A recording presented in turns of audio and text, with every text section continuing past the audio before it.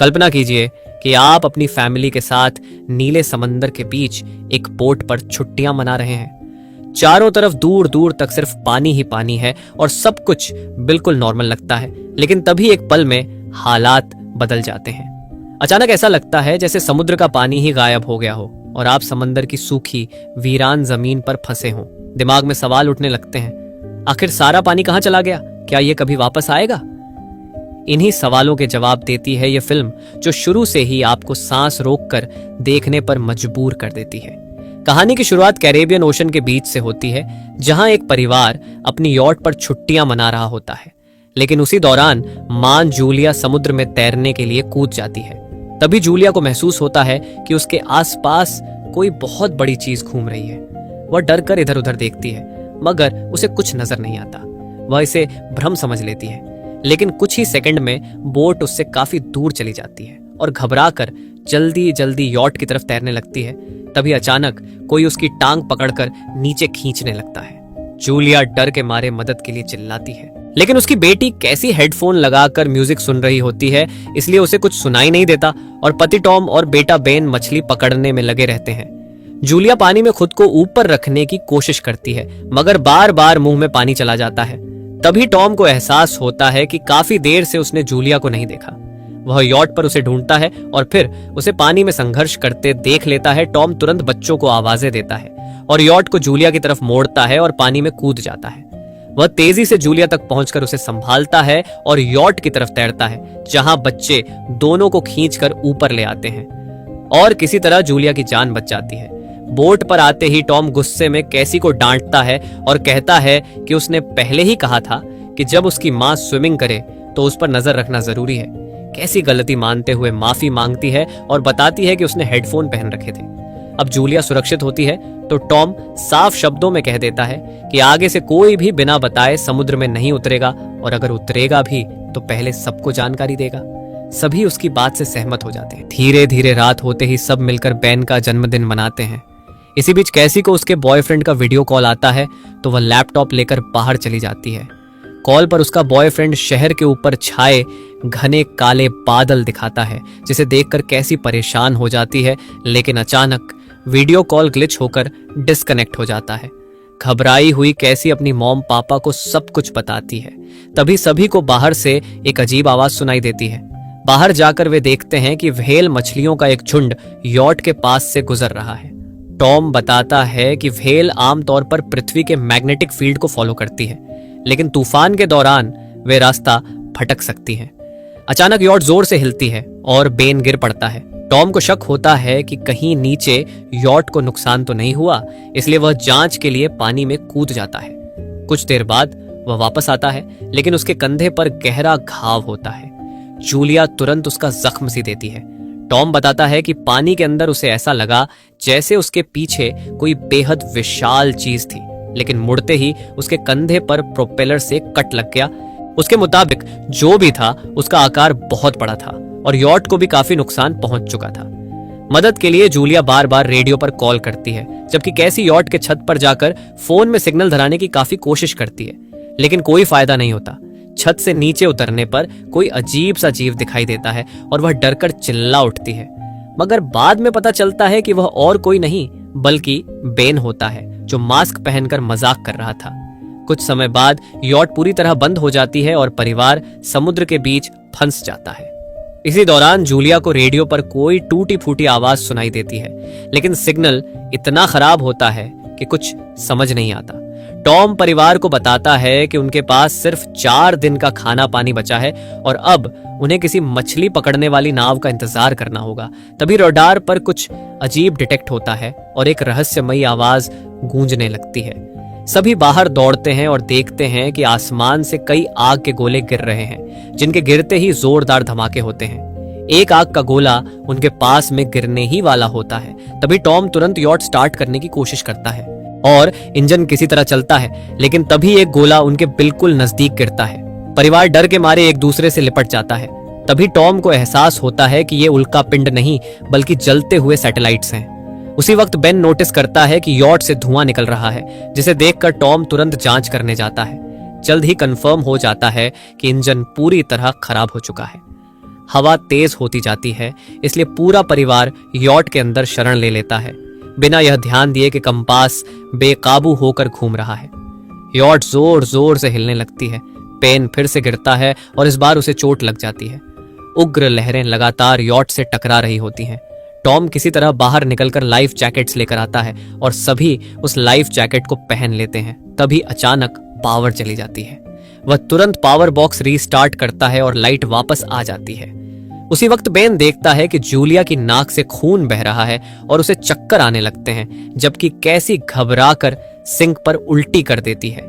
Tom लगातार radio पर मदद मांगता रहता है, लेकिन कोई सिग्नल नहीं मिलता है। तभी एक तेज हाई पिच आवाज गूंजती है और हवा और भी खतरनाक हो जाती है। जूलिया दरवाजे बंद करने की कोशिश करती है, लेकिन एक हैच खुल जाता है और तेज हवा खिड़कियां तोड़ने लगती है। टॉम आखिरी उम्मीद में एक फ्लेयर जलाता है और कुछ ही देर बाद चारों तरफ अंधेरा छा जाता है और सभी बेहोश हो जाते हैं। अगली सुबह जब होश आती है, वे जिंदा थे। हालांकि चोटें लगी थीं, बोट के अंदर छोटी बड़ी सुराखें थीं, लेकिन पानी अंदर नहीं आया था। बाहर निकलकर वे देखते हैं कि यॉट अब सूखी जमीन पर फंसी हुई है। जमीन पर मछलियां तड़प रही हैं और उनकी बोट एक वीरान पहाड़ी इलाके में है, जैसे यह लोग किसी दूसरी दुनिया में आ गए हों। ये जगह पूरी तरह से बदल चुकी थी। जहां कल रात तक पानी था, वह जगह अब ऊंचे ऊंचे पहाड़ों और गड्ढों की तरह दिख रही है। वह सभी जल्दी ये बात रियलाइज कर लेते हैं कि वह किसी डेजर्ट में नहीं, बल्कि वह अभी भी समुद्र के बीचों बीच है। बस समुद्र का सारा पानी यहां से किसी दूसरी जगह शिफ्ट हो गया है। इसी बीच कैसी फिर से सिग्नल चेक करती है। नेटवर्क पूरी तरह डाउन होता है। पेन आसपास पड़े दो मरे हुए केकड़ों से खेलने लगता है। टॉम कंपास चेक करता है और हैरान रह जाता है, क्योंकि सुई उल्टी घूम रही होती है। ऐसा आखिरी बार लाखों साल पहले हुआ था। इधर कैसी को लगने लगता है कि उसका बॉयफ्रेंड शायद मर चुका है और वह पूरी तरह टूट जाती है। जूलिया उसे संभालने की कोशिश करती है, लेकिन कैसी उसे झटक कर अकेले छुपने चली जाती है। टॉम और जूलिया बची हुई सप्लाई का हिसाब लगाते हैं। बेन अपने जन्मदिन के गुब्बारे को एक पत्थर से बांध देता है, ताकि अगर कोई सर्वाइवर आसपास हो तो उसे देख सके। टॉम फिर से रेडियो ट्राई करता है और इस बार एक आदमी से संपर्क हो जाता है। वह अपना नाम नाउ बताता है और कहता है कि वह एक सबमरीन का कैप्टन है जो अब जमीन पर फंसी हुई है। नाउ कंफर्म करता है कि मैग्नेटिक पोल्स रिवर्स हो चुके हैं, इसी वजह से समुद्र पीछे हट गया है और जमीन बाहर आ गई है। वह बताता है कि उसे अब तक कोई और सर्वाइवर नहीं मिला और सभी कम्युनिकेशन सिस्टम पूरी तरह फेल हो चुके हैं। नाउ यह भी कहता है कि पोल्स दोबारा रिवर्स होंगे और शायद एक हफ्ते के अंदर समुद्र वापस आ जाएगा। वह परिवार को चेतावनी देता है कि जितनी जल्दी हो सके ऊंची जगह पर पहुंच जाएं, क्योंकि पानी की वापसी बेहद खतरनाक होगी। साथ ही वह बताता है कि क्रैश में उसका पार्टनर मारा गया है और उसकी सबमरीन में सिर्फ 3 लोगों की ही जगह बची है। जूलिया और टॉम उससे गुहार लगाते हैं कि किसी तरह उनके बच्चों को बचा लिया जाए। कैप्टन टॉम को मैन्युअली मैप पर अपना लोकेशन समझा देता है। उसके बाद टॉम मैप में देखकर उस सबमरीन की लोकेशन का अंदाजा लगाता कि सबमरीन तक पहुंचने में 2 से 3 दिन लगेंगे और वह परिवार से कहता है कि आज रात ठीक से आराम कर लें, सुबह सफर शुरू करेंगे। अगली सुबह परिवार जरूरी सामान पैक कर रहा होता है। तभी टॉम को पास में कुछ हिलता हुआ दिखाई देता है। वह एक लंगड़े अजनबी को देखता है जिसके हाथ में हारपून होता है और उसके साथ एक कुत्ता भौंक रहा होता है। टॉम मदद के इरादे से उसके पास जाता है और उसे पानी की बोतल देता है, लेकिन अजनबी ऐसी भाषा में बोलता है जो टॉम समझ नहीं पाता। पानी पीते ही वह अचानक टॉम के सिर पर बोतल मार देता है और उसके चेहरे पर जोरदार लात मारता है। जूलिया तुरंत टॉम की ओर भागती है, लेकिन तब तक बहुत देर हो चुकी होती है। अजनबी आदमी टॉम के पेट में हारपून घुसा देता है और कुछ पलों की तड़प के बाद उसकी गर्दन भी काट देता है। इसके बाद वह जूलिया के पीछे दौड़ता है और उस पर हारपून फेंकता है, जिससे उसके कंधे में गंभीर चोट लग जाती है। दर्द सहते हुए जूलिया किसी तरह यॉट के अंदर घुसती है और बच्चों को छुपने के लिए कहती है। वह दरवाजा लॉक कर देती है। कैसी और बेन सोफे के अंदर छुप जाते हैं। जूलिया उन्हें एक फ्लेयर गन थमा देती है और खुद एक चाकू लेकर बाथरूम में छुप जाती है। वह आदमी दरवाजे को जोर जोर से धक्का देता है और आखिरकार अंदर घुस जाता है। पहले वह थोड़ा खाना उठाकर खाता है और फिर पूरी यॉट में तलाश शुरू कर देता है। कुछ देर बाद वह बाथरूम की तरफ बढ़ता है, लेकिन जूलिया चालाकी से एक छोटे रास्ते से बाहर निकल जाती है। आदमी समझता है कि वह भाग चुकी है। मगर जैसे ही जूलिया चुपचाप निकलने लगती है, उसका कुत्ता उसे देख लेता है और जोर जोर से भौंकने लगता है। कुत्ता उस पर झपटता है तो मजबूरी में जूलिया चाकू से उसे मार देती है। कुत्ते की आवाज सुनकर आदमी दौड़ता हुआ आता है और अपने कुत्ते की लाश देखकर बेकाबू हो जाता है। इसी बीच जूलिया यॉट के दूसरे हिस्से से अंदर घुसने की कोशिश करती है और ऊपर चढ़कर टूटी खिड़की से आने लगती है, लेकिन आदमी पहले ही वहां पहुंच जाता है। वह उसे पकड़कर जोर से मुक्का मारता है, जिससे जूलिया नीचे गिर जाती है। फिर वह उसकी कलाई दबाकर चाकू छुड़वाता है, उसके बाल पकड़कर सिर जमीन पर पटकता है और सोफे पर फेंककर उसका गला दबाने लगता है। यह सब कुछ बच्चे छुपकर डर के मारे देख रहे होते हैं। कैसी हिम्मत करके बाहर निकलती है और फ्लेयर गन चला देती है, जो सीधे उस आदमी को लगती है। वह जलने लगता है और यॉट में आग फैल जाती है। बच्चे तुरंत वहां से भाग जाते हैं, लेकिन जूलिया पलट कर आती है, उसे जोर की किक मारकर गिराती है, मैप और बैग उठाती है और बच्चों के साथ निकल जाती है। पेन और कैसी अपने पिता के पास जाकर फूट फूट कर रोते हैं। जूलिया भी उनके साथ बैठती है और तीनों आंसुओं के बीच टॉम को आखिरी अलविदा कहते हैं। तभी वही डरावना आदमी फिर जलती हुई यॉट से बाहर निकल आता है, जिससे परिवार दोबारा जान बचाकर भागने लगता है। कुछ ही पलों बाद यॉट एक जोरदार धमाके के साथ फट जाती है। काफी दूर चलने के बाद वे एक छोटे झरने के पास रुकते हैं ताकि थोड़ी देर सांस ले सकें। कैसी अंदाजा लगाती है कि शायद वह पागल आदमी गुब्बारे को देखकर उनके पीछे आया था। यह सुनकर बेन खुद को दोषी मानने लगता है, लेकिन जूलिया उसे समझाती है कि इसमें उसकी कोई गलती नहीं है और उन्हें आगे बढ़ना होगा, क्योंकि खतरा अभी टला नहीं है। आगे चलते हुए एक छोटे तालाब के पास बेन एक मरी हुई हैमरहेड शार्क देखकर चौंक जाता है। तभी जूलिया कुछ अजीब नोटिस करती है। वह आदमी एक बार फिर उनके काफी करीब पहुंच जाता है, जिससे परिवार घबरा कर भागने लगता है और एक रेत के टीले से फिसलकर नीचे चले जाते हैं, जहां जहरीला कचरा फैला होता है। सावधानी से उसे पार करने के बाद उन्हें लगता है कि शायद अब पीछा छूट गया है और समुद्र की गहराई से निकला ढेर सारा प्लास्टिक दिखाई देता है। चलते चलते बेन की चाल धीमी पड़ जाती है और जूलिया समझ जाती है कि वह डिहाइड्रेशन की हालत में है। वह सबको रुकने को कहती है, लेकिन पानी की बोतल देखकर उसे झटका लगता है। पानी पूरा खत्म हो चुका था। कैसी को एहसास होता है कि शायद बोतल उससे ठीक से बंद नहीं हुई थी। गुस्से में जूलिया उस पर चिल्लाती है, जबकि कैसी हल्के स्वर में कहती है कि अब बचने की कोई उम्मीद ही नहीं है। दोनों के बीच बहस होती है, लेकिन आखिरकार परिवार चुपचाप आगे बढ़ता रहता है। कुछ देर बाद उन्हें एक क्रैश हुआ विमान दिखाई देता है। अंदर हलचल देखकर सभी डर जाते हैं, मगर वह सिर्फ कुछ पक्षी होते हैं। हालात को देखते हुए परिवार फैसला करता है कि रात वे उसी प्लेन के अंदर बिताएंगे। वे थोड़ा सा खाना आपस में बांट लेते हैं। इसी दौरान जूलिया को टॉम की जैकेट में एक पुरानी फैमिली फोटो मिलती है, जिसे देखकर वह अंदर से पूरी तरह टूट जाती है।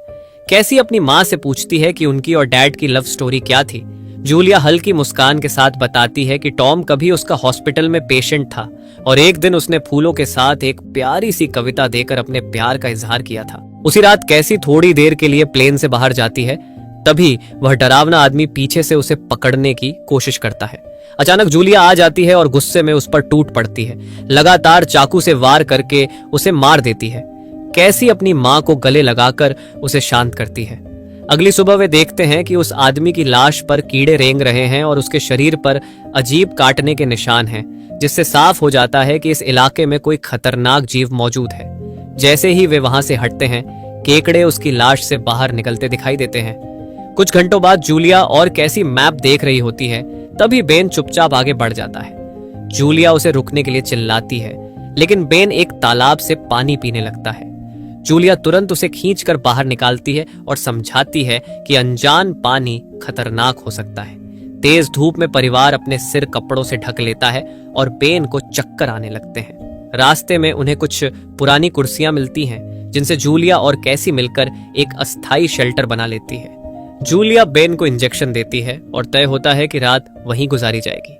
सुबह जूलिया एक अजीब आवाज सुनकर जागती है और बाहर निकलकर देखती है कि केकड़ों का एक बड़ा झुंड उनकी तरफ बढ़ रहा है। वह तुरंत बच्चों को उठाती है और तीनों जान बचाकर भागने लगते हैं। भागते हुए उन्हें एक विशाल कार्गो शिप दिखाई देता है, जहां 3 क्रू मेंबर जिंदा होते हैं। उनमें से एक औरत मदद करना चाहती है, लेकिन बाकी 2 मना कर देते हैं और तीनों कंटेनर के अंदर जाकर फैमिली को बाहर छोड़ देते हैं। तभी केकड़े वहां पहुंच जाते हैं। जूलिया बच्चों को कंटेनर के ऊपर चढ़ा देती है, लेकिन खुद चढ़ते वक्त केकड़े उसके पैर को बुरी तरह काट लेते हैं। बच्चे किसी तरह उसे खींचकर ऊपर ले आते हैं, वरना वह नीचे गिर जाती। कंटेनर के एक टूटे हिस्से से कई केकड़े अंदर घुस आते हैं। क्रू मेंबर फायरिंग करते हैं, लेकिन केकड़े उन पर हावी हो जाते हैं और एक एक करके सभी मारे जाते हैं। जूलिया अपने जख्म पर पट्टी बांधती है और बेहोश हो जाती है। होश आने पर वह खुद को रेत के तूफान के बीच अकेली पाती है और घबराकर बच्चों को ढूंढने लगती है। वह एक मरी हुई औरत का हथियार उठाकर चीखती है। उसकी आवाज सुनकर कैसी लौट आती है और बताती है कि वह और बेन मदद ढूंढने गए थे, लेकिन कोई नहीं मिला। थोड़ी देर बाद दोनों बेन से मिलते हैं, जिसे एक खुला कंटेनर मिल जाता है जहां वे तूफान थमने तक छुप सकते हैं। जूलिया टॉम का लाइटर निकालकर अपने जख्म को जलाकर बंद करती है, जो बेहद दर्दनाक होता है। तूफान के बाद उन्हें एक और कंटेनर मिलता है जिसमें ढेर सारी पानी की बोतलें होती हैं। लाशें चेक करते वक्त उन्हें एक रेडियो और एक गन भी मिल जाती है। जूलिया तुरंत सबमरीन से संपर्क करती है और बताती है कि उनका मैप खो गया है। इस पर नाउ समझाता है कि उन पर आर्थ्रोपॉड्स ने हमला किया था, समुद्र के पुराने जीव जो अब ऑक्सीजन की वजह से पूरी तरह बेकाबू हो चुके हैं। वह परिवार को जल्दी करने की चेतावनी देता है, क्योंकि उसके इंस्ट्रूमेंट्स के मुताबिक समुद्र उम्मीद से कहीं ज्यादा जल्दी लौटने वाला है और उनके पास सिर्फ कुछ ही घंटे बचे हैं। नाउ एक फ्लेयर फायर करता है और फैमिली उसी दिशा में चल पड़ती है।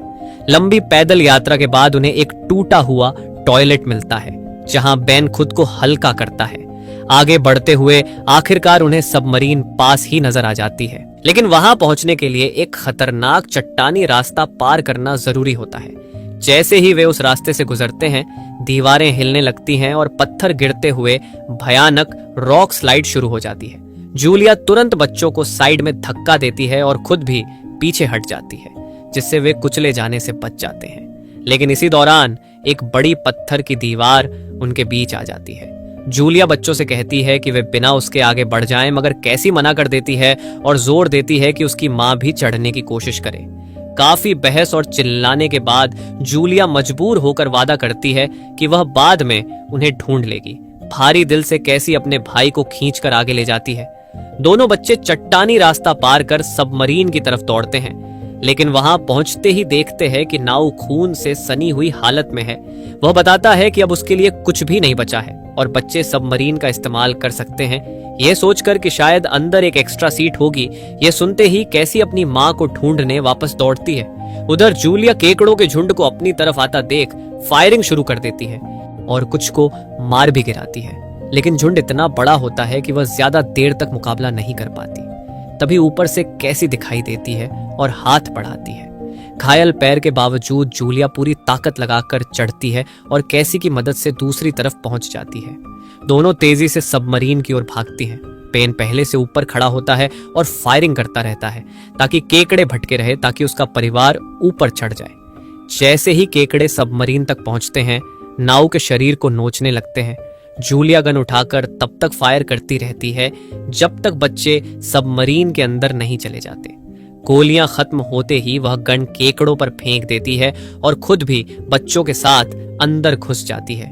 परिवार हैच को मजबूती से लॉक करता है और खिड़की से देखता है कि केकड़े सबमरीन को चारों तरफ से घेर चुके हैं। उसी पल समुद्र वापस लौट आता है और तीनों तुरंत अपनी सीटों पर बैठकर बेल्ट बांध लेते हैं और एक दूसरे का हाथ जोड़ से पकड़ लेते हैं। तेज लहरें सबमरीन को पूरी तरह इधर उधर पटकने लगती हैं, जिससे जूलिया को पूरी जर्नी की झलकियां दिखने लगती हैं और कैसी उल्टी कर देती है। तभी वही हाई पिच आवाज दोबारा गूंजती है और पूरा परिवार बेहोश हो जाता है। कुछ समय बाद जूलिया और बच्चे होश में आते हैं और खुद को जिंदा पाकर राहत महसूस करते हैं। वे हैच खोलकर बाहर निकलते हैं और देखते हैं कि लहरें सबमरीन को एक तबाह शहर में ले आई हैं। इसका मतलब है कि अब उनके पास जिंदा रहने और एक नई शुरुआत करने की उम्मीद बाकी है। इसी के साथ फिल्म का अंत हो जाता है। अगर आपको यह कहानी पसंद आई हो तो चैनल को सब्सक्राइब करना न भूलें और बेल आइकॉन जरूर दबाएं, ताकि ऐसे ही और मजेदार वीडियो आपको मिलते रहें। देखने के लिए धन्यवाद।